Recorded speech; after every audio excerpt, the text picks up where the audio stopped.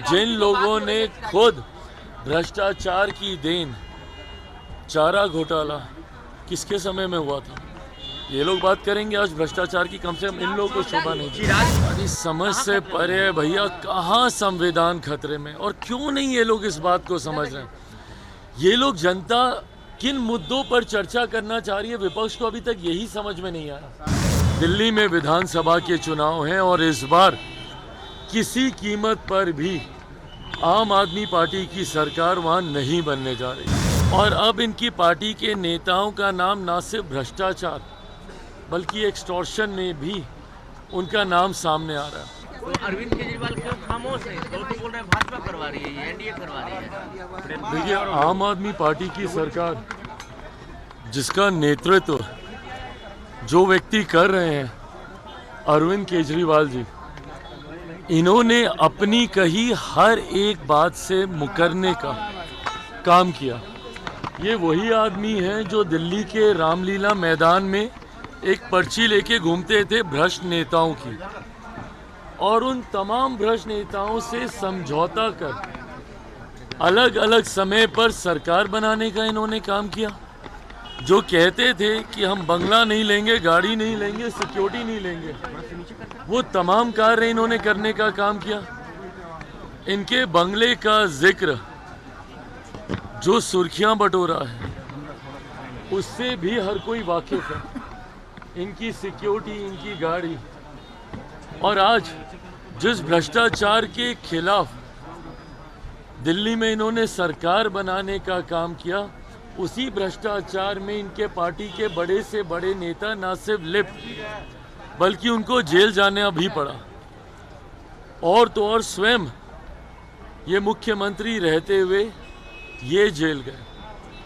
और अब इनकी पार्टी के नेताओं का नाम ना सिर्फ भ्रष्टाचार बल्कि एक्सटॉर्शन में भी उनका नाम सामने आ रहा है। दर्शाता है कि अगर देश के इतिहास में कोई सबसे बड़ी भ्रष्ट पार्टी रही है तो वो आम आदमी पार्टी ही रही है।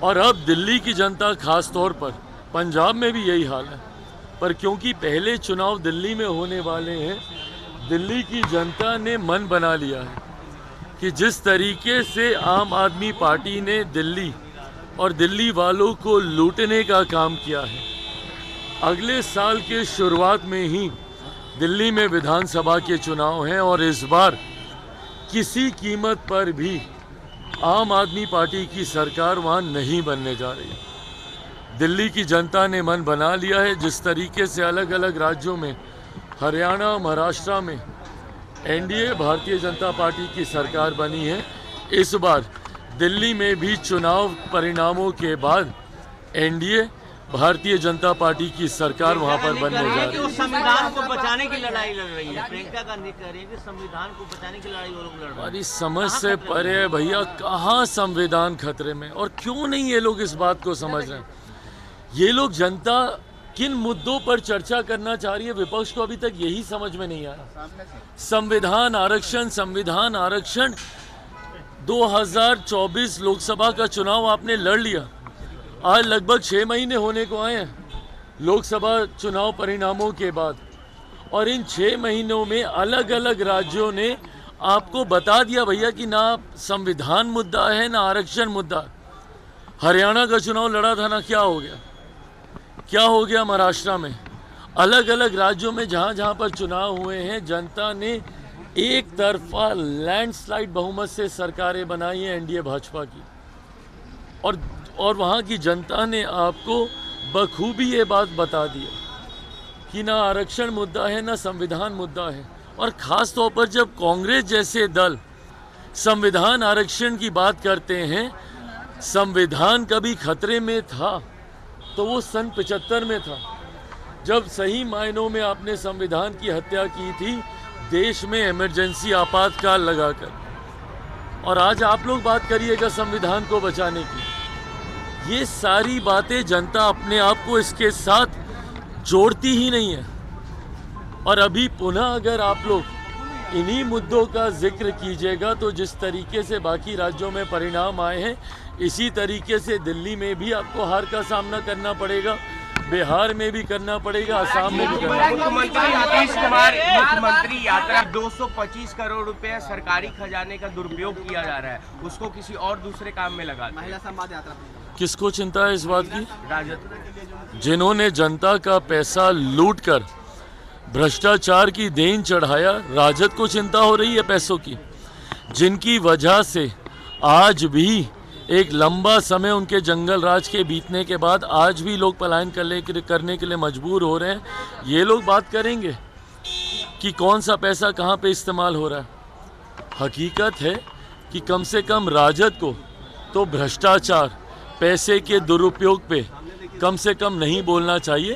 जिन लोगों ने खुद भ्रष्टाचार की देन, चारा घोटाला किसके समय में हुआ था, ये लोग बात करेंगे आज भ्रष्टाचार की, कम से कम इन लोगों को शोभा नहीं। चिराग जी की बात हो रही है, चेतन आनंद आप पर लगातार हमलावर है, कह रहे हैं हम लोग जिंदा कौम के नेता है और बदला लेंगे गठबंधन में जाकर वो लोग गठबंधन का पालन नहीं करते। चिराग जी देखिए, पहली बात तो कोई मुर्दा कौम नहीं है बिहार में, तो ये किसको बताना चाह रहे हैं कि कौन मुर्दा कौम है, पहले तो इस बात को ही स्पष्ट कर दें। दूसरी बात, मुझे नहीं लगता कि अब इनकी बातों का कोई जवाब देने का औचित्य रह गया। जब मांझी जी से लेकर मुख्यमंत्री जी से लेकर जनता दल यूनाइटेड, भारतीय जनता पार्टी, हिंदुस्तानी अवाम मोर्चा, सब लोगों ने उस दिन पार्टी के स्थापना दिवस पर आकर बता दिया कि कौन सही कौन गलत, एनडीए में कौन है नहीं है। मुझे लगता है उस दिन पार्टी के स्थापना दिवस के कार्यक्रम ने मुझ पर उठे तमाम सवालों का जवाब गठबंधन के तमाम वरिष्ठ नेताओं ने उपस्थित होकर दे दिया। इसके बाद अब इस मुद्दे पर चर्चा करने का कोई मतलब नहीं।